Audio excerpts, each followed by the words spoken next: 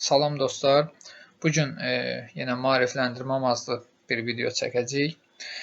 Bugünkü mövzu Easy 3D K10 3D printeri ilə bağlıdır ki, bu printerin üzərində gələn mikrokart, yəni flaşkaya qoşduğumuz mikrokartda hal-hazırda gördüyünüz dosya onlardır. Həmin o mikrokartın içində olan, yəni fayllar bunlardır. Biz burada misal üçün istəyirik ki, raket faylı deməli hazırlasın. Həmin bizim 3D printerimiz. Ancaq o hər dəfə misal üçün eyni faylı hazırlamağa başlayır. Biz bu problemi necə həll edə bilərik? Yəni növbəti bir fiqura keçə bilmir.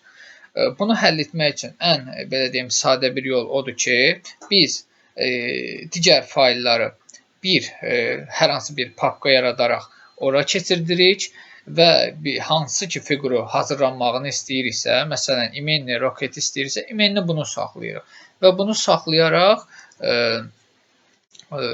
biz həmin mikrokartı çıxardaraq K10 3D printerimizə əlavə edirik. Və starta basdıqdan sonra artıq istədiyimiz fiqur əldə olacaq. Bundan əlavə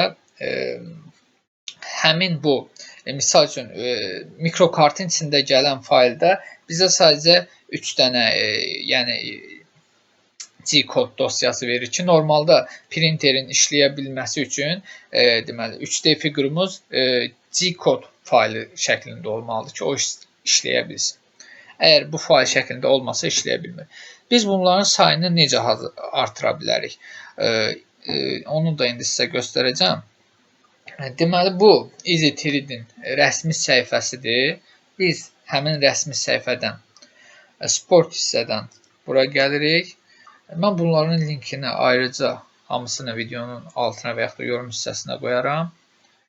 Burada toy123d.com saytı qarşılayır bizi.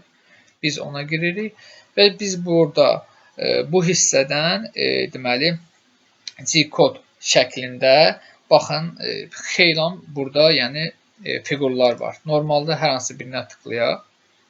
Məsələn, A bölməsinə girdik. Burada artıq bunlardan hansını istəsək üzərinə bircə dəfə tıklamaqla biz həmin faylı G-kod şəklində kompüterimizə yükləmiş olacaq.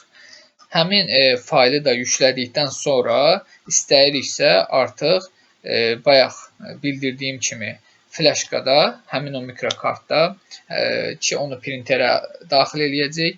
Onun içərisinə onu əlavə edirik. Digər fayllar isə digər bir papkada saxlayırıq. Bununla da necə deyim, G-kodların da sayını artıra bilirik. Normalda STL formatında da biz fiqurları internetdən yükləyə bilərik. Ancaq onları G-kod da çevirməmiş əlavə eləsək flaşkaya, artıq printer onu anlamayacaq, işləməyəcək. Ona görə də mütləq şəkildə onu G-koda çevirmək lazımdır. Əgər G-koda çevirməklə bağlı və yaxud da hər hansı bir deməli bu K10 modeli ilə bağlı suallarınız olarsa, aşağı hissədə yorumlar hissəsində yəni qeyd edin. Mən əlimdən gəldiyi qədər hər birini cavablandırmağa çalışacağam. Çox sağ olun, təşəkkür edirəm izlədiyiniz üçün. Like atıb abunə olsanız şad olarım.